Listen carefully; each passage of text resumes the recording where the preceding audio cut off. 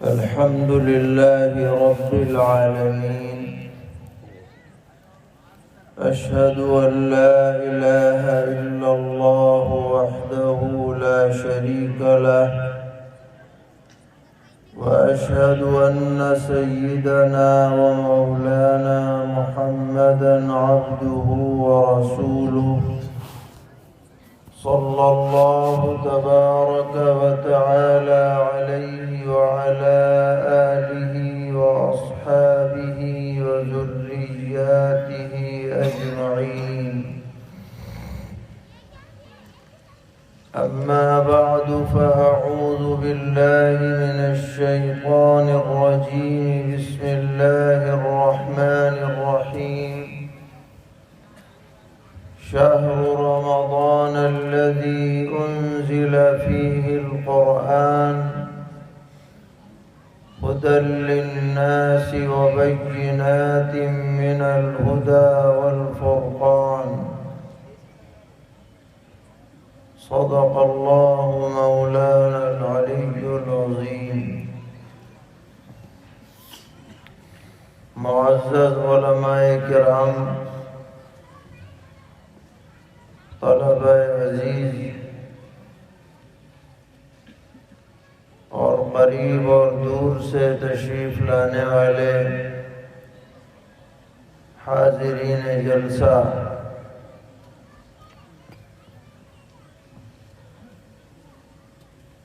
حسن اتفاق ہے کہ چند ہی روز کے بعد رمضان المبارک کا مقدس مہینہ شروع ہونے والا ہے، اور اس مہینے کے بارے میں اللہ تبارک و تعالی نے قرآن کریم میں جب تعارفی گفتگو فرمائی تو سب سے اہم بات یہ ارشاد فرمائی گئی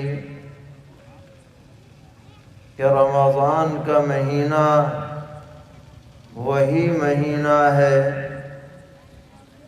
جس میں قرآن پاک کا نزول ہوا ہے۔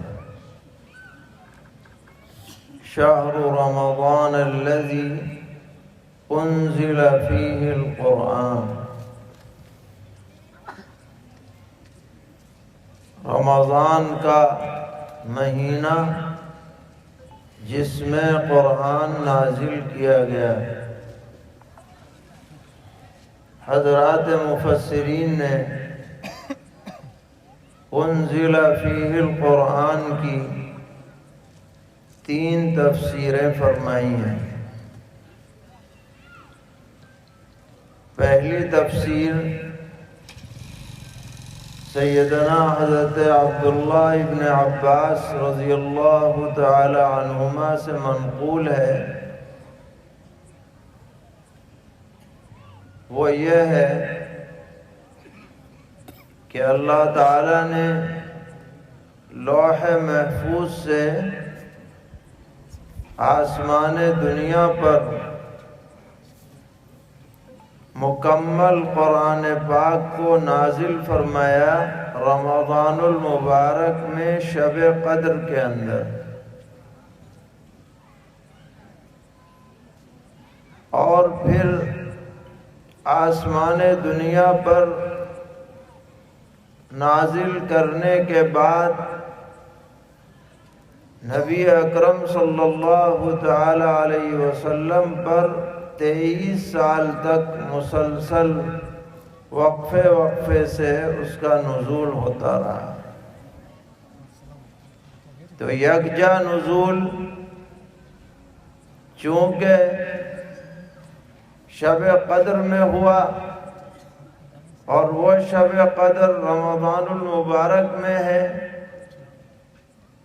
آخری عشرے کے اندر، طاق راتوں میں سے کوئی رات،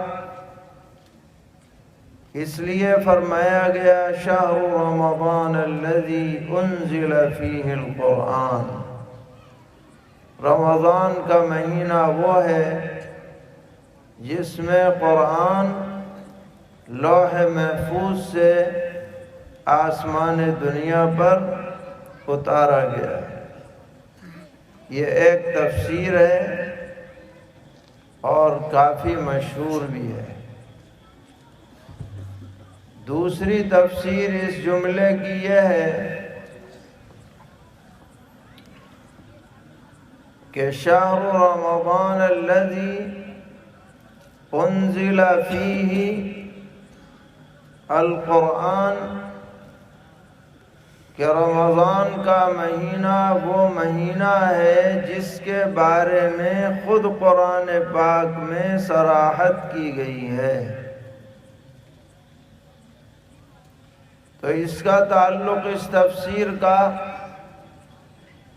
رمضان کے تعارف سے ہے کہ اس رمضان کا ذکر خود قرآن میں موجود ہے۔ یہ دوسری تفسیر ہے انزل فیہ القرآن۔ اور تیسری تفسیر اس کی یہ ہے جو آج کل تفسیر کی کتابیں لکھی گئی ہیں ان میں اس قول کو اختیار کیا گیا ہے کہ انزل فیہ القرآن ای بدأ فیہ نزول القرآن، یعنی رمضان المبارک سے دنیا میں قرآن پاک کے نزول کی ابتدا ہوئی ہے۔ یکجا آسمان دنیا پر نازل ہونے کی بات نہیں ہے بلکہ دنیا میں نزول کی بات ہے۔ بہرحال تینوں تفاسیر میں سے کوئی بھی تفسیر لی جائے، اتنی بات تو واضح ہے کہ اس مہینے کو قرآن پاک سے خصوصی ارتباط حاصل ہے اور قرآن پاک کا ورد اور تلاوت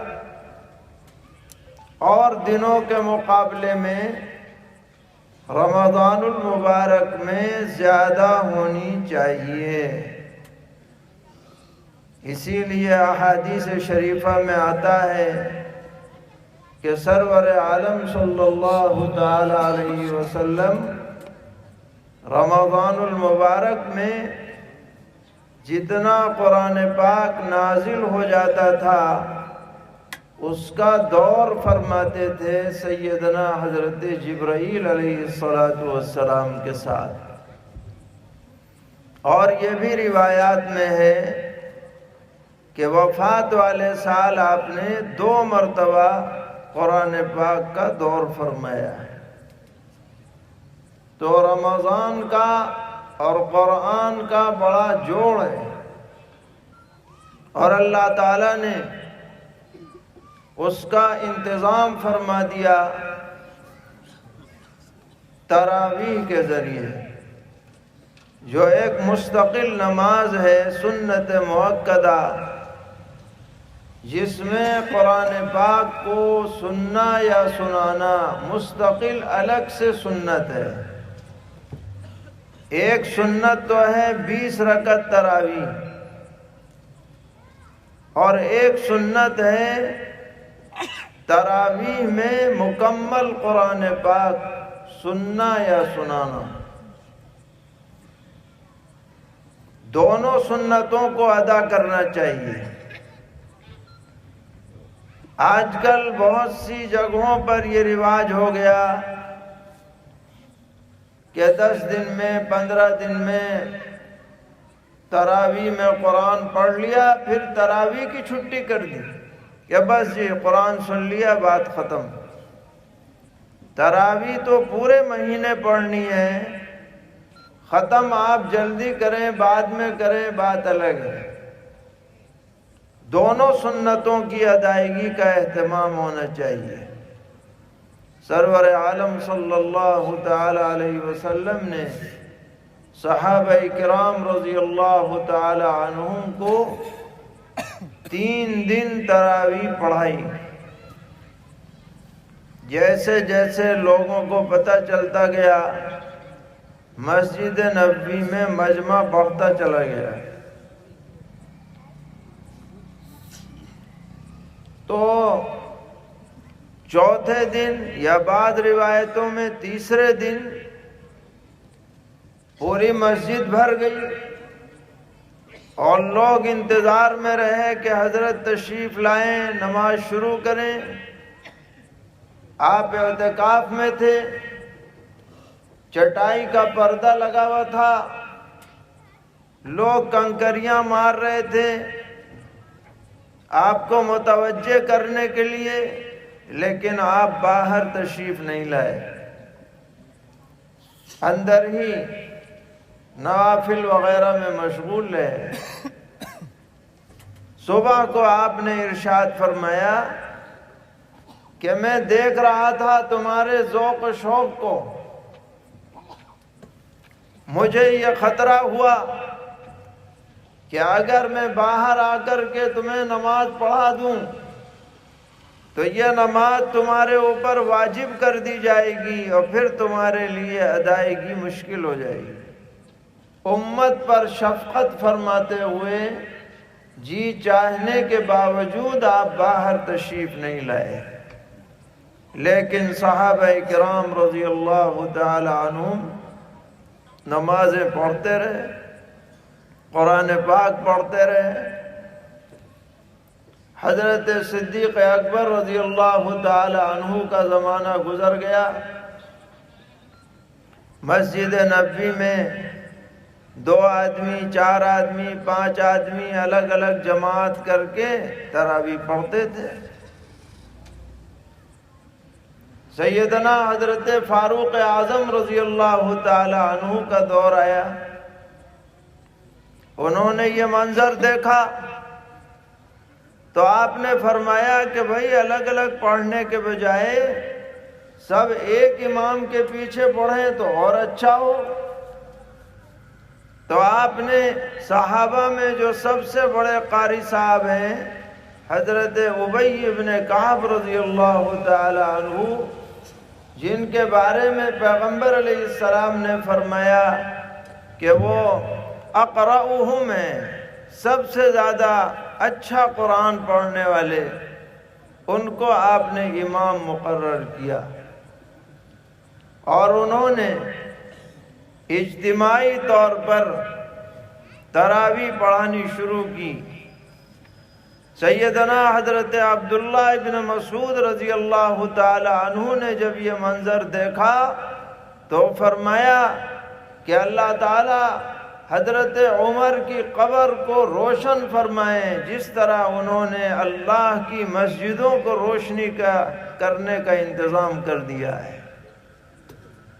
اس وقت سے لے کر آج تک رمضان المبارک میں مساجد کے اندر عشاء کے بعد تراویح کی نماز ادا کی جاتی ہے اور اس میں قرآن پاک سنا اور سنایا جاتا ہے۔ سننے والے حفاظ کرام ہوتے ہیں، سنانے والے بھی حفاظ کرام ہوتے ہیں، اور یہ تراویح اور اس میں قرآن پاک کا پڑھا جانا بظاہر اسباب حفاظ کرام کو قرآن یاد رکھنے کا سب سے بڑا ذریعہ بن چکا ہے۔ اگر یہ سلسلہ سننے سنانے کا نہ ہوتا رمضان المبارک میں تو کتنے حفاظ حافظ بننے کے بعد حفظ بھول جاتے، لیکن اللہ نے یہ سلسلہ جاری فرمایا، اس کا اہتمام جاری رہنا چاہیے، اور جو بھی حفاظ ہو گئے ہیں ان کی کوشش ہونی چاہیے کہ وہ قرآن سنائیں۔ تراویح میں قرآن سنانے سے قرآن باقی رہتا ہے۔ قرآن تلاوت کرتا رہے آدمی تو سینے میں محفوظ رہتا ہے، اور اگر لاپرواہی برتے گا تو یہ جیسے آیا تھا ویسے چلا بھی جائے گا۔ سرور عالم صلی اللہ تعالی علیہ وسلم نے فرمایا تعاہد القرآن، قرآن میں مشغولی برقرار رکھو، اس کی طرف توجہ برقرار رکھو، اپنے معمول میں شامل کرو تلاوت کو۔ تعاہد القرآن فوالذی نفسی بیدہ لہو اشد تفصیا من الابل فی عقولها، قسم اس ذات کی جس کے قبضے میں میری جان ہے، یہ جس طرح اونٹ کی لگام چھوڑ دی جائے تو وہ منٹوں میں کہیں سے کہیں چلا جاتا ہے، اس سے زیادہ تیزی کے ساتھ یہ قرآن آدمی کے سینے سے نکل جاتا ہے اگر اس سے لاپرواہی برتی جائے۔ تو رمضان آنے والا ہے، اس میں قرآن کی تلاوت کا اور دنوں سے زیادہ اہتمام ہونا چاہیے۔ جو لوگ حفاظ ہیں وہ بھی اہتمام کریں، اور جو ناظرہ خواں ہیں وہ بھی اہتمام کریں، اور جو اب تک ناظرہ خواں بھی نہیں ہو سکے ہیں وہ کم سے کم قرآن پاک کو سیکھنے کا اہتمام کریں رمضان المبارک کے ایام میں۔ انشاءاللہ رمضان کی برکتیں بھی نصیب ہوں گی اور قرآن کریم کی برکتیں بھی حاصل ہوں گی۔ تو شہر رمضان الذی انزل فیہ القرآن، رمضان کا مہینہ وہ ہے جس میں قرآن نازل کیا گیا، لہذا اس جوڑ کا خاص اہتمام ہمیں کرنا ہوگا۔ ہر آدمی یہ ارادہ کرے کم از کم ناظرہ خواں اگر ہے تو ایک قرآن پاک رمضان میں ضرور پڑھ لے، وقت نکال کر کے پڑھیں، اور زیادہ ہو جائے تو اور اچھی بات، کیونکہ قرآن کی برکات وہ اپنی الگ ہی شان رکھتی ہیں۔ حدیث میں آتا ہے خود اللہ تعالیٰ فرماتے ہیں کہ میرا بندہ مجھ سے سب سے زیادہ قریب اسی چیز سے ہو سکتا ہے جو میری جانب سے نکالی گئی ہے، یعنی قرآن پاک۔ جو قرآن پاک پڑھے گا اللہ کے نزدیک مقرب بن جائے گا۔ اور ساتھ میں قرآن پاک کو سمجھنے کی اگر کوشش کی جائے گی، معانی کو سمجھا جائے گا تو آدمی کبھی گمراہ نہیں ہو سکتا، کبھی غلط باتوں میں پڑ نہیں سکتا۔ اللہ تعالیٰ نے قرآن پاک کو کتاب ہدایت بنا کر نازل فرمایا ہے۔ اسی آیت میں قرآن کی صفات بیان ہوئی ہیں۔ ھدی للناس، یہ قرآن لوگوں کی ہدایت کا ذریعہ ہے۔ وَبَيِّنَاتٍ مِّنَ الْهُدَى وَالْفُرْقَانِ، اور اس کتاب میں ہدایت کی واضح دلیلیں موجود ہیں، اور حق اور باطل میں امتیاز کرنے والی چیزیں موجود ہیں۔ یہ پتہ کیسے چلے گا؟ قرآن کو سمجھنے سے پتہ چلے گا۔ اس لیے ہم حضرات علماء کرام سے گزارش کریں گے کہ رمضان المبارک میں خاص طور پر کسی بھی نماز کے بعد 10-15 منٹ کم سے کم درس قرآن کا سلسلہ جاری کریں۔ قرآن کی باتوں میں جو اثر ہے وہ کسی کی بات میں اثر نہیں ہو سکتا ہے۔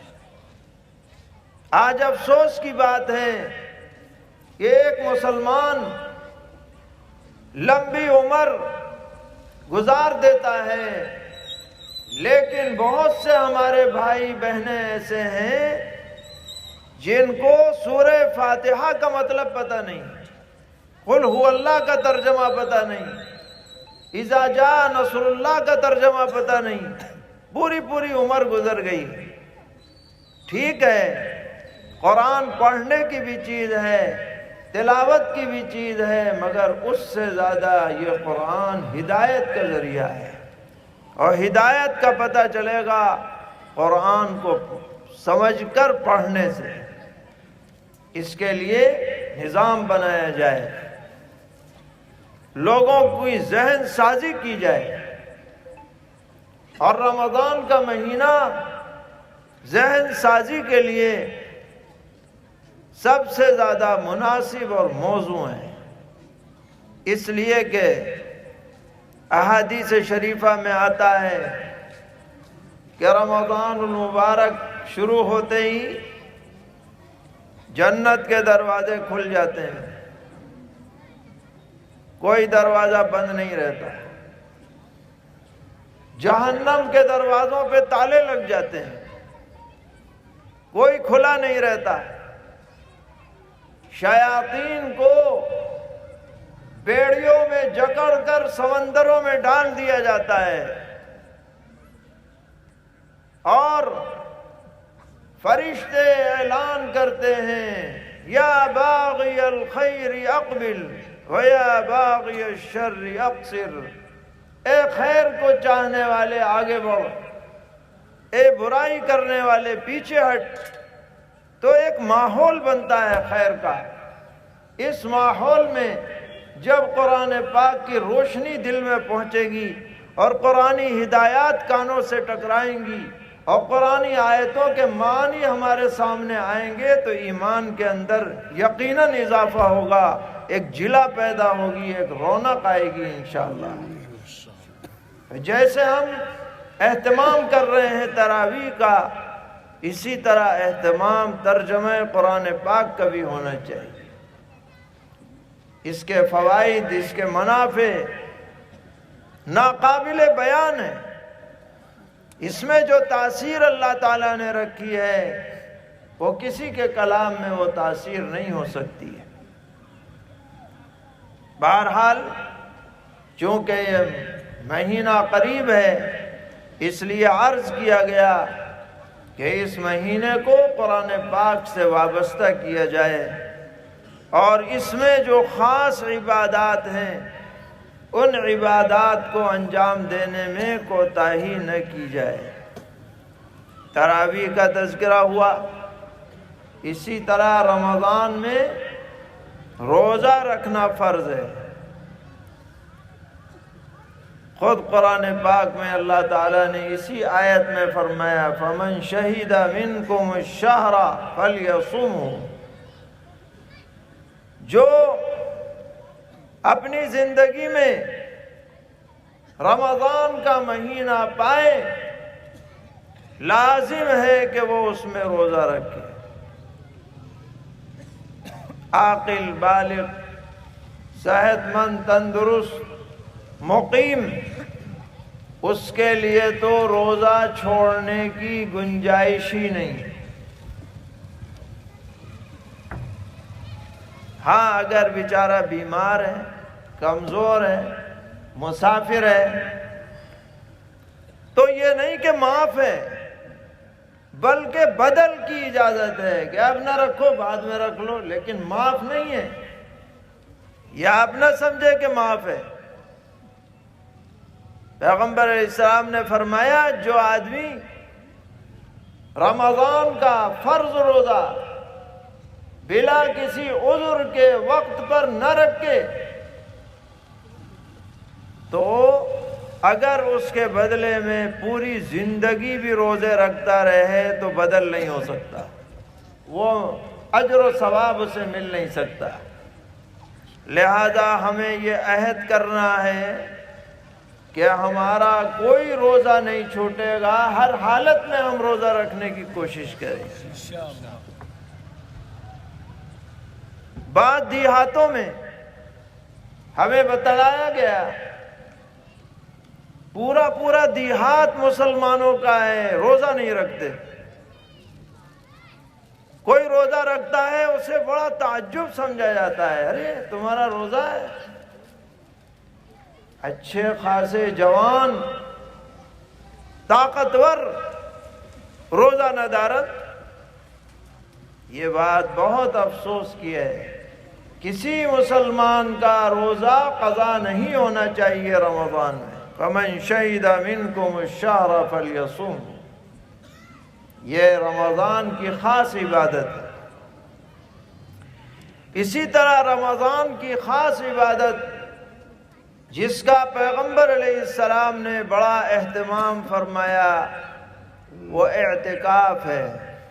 رمضان کے آخری عشرے کا ایسی مسجد میں اعتکاف کرنا جہاں 5 وقتہ نماز ہوتی ہو، یہ سنت مؤکدہ ہے، اگرچہ علی الکفایہ ہے لیکن ہے سنت مؤکدہ،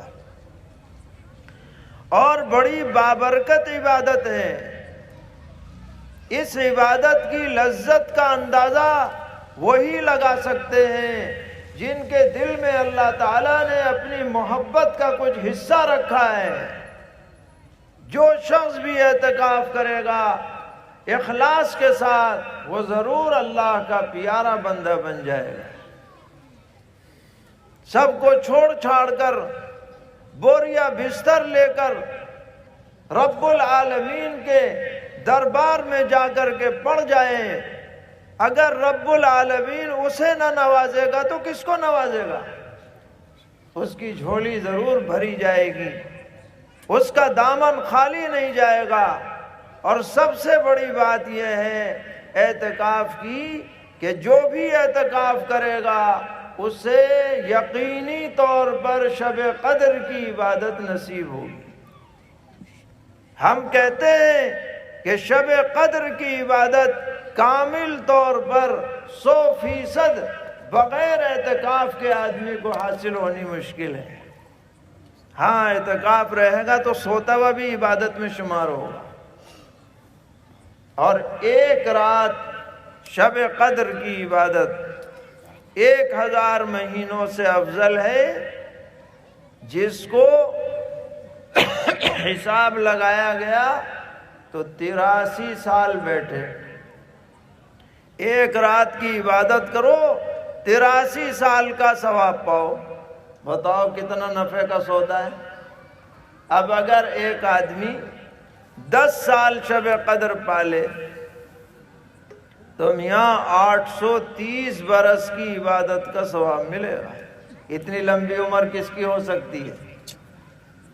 امت محمدیہ کی عمر تو 60 سے 70 کے بیچ میں، مگر شب قدر کا کمال یہ ہے کہ جسے 10 سال شب قدر مل گئی 830 برس ثواب اس کے نام اعمال میں لکھا گیا۔ 20 سال مل گئی 1660 برس، 30 سال شب قدر مل گئی 2490 برس۔ سبحان اللہ، کسی بھی پہلی امت کو شاید ہی اتنا ثواب مل سکتا ہو جتنا اللہ نے امت محمدیہ کے لیے مقرر فرمایا ہے۔ ایسے موقع کو ہم ضائع کر دیں اور غفلت میں گزار دیں، یہ بڑی محرومی کی بات ہو جائے گی۔ اس لیے ہم سب یہ ارادہ اور عزم کریں کہ رمضان کو پوری طرح وصول کرنے کی کوشش کریں گے۔ تراویح ہو، روزہ ہو، اعتکاف ہو، شب قدر ہو، قرآن پاک کی تلاوت ہو، ذکر اذکار اور دیگر اچھے کام ہوں، برائیوں سے بچنا ہو، گناہوں سے محفوظ رہنا ہو، اس کے لیے اس سے بہتر اور کوئی موقع نہیں ہو سکتا ہے۔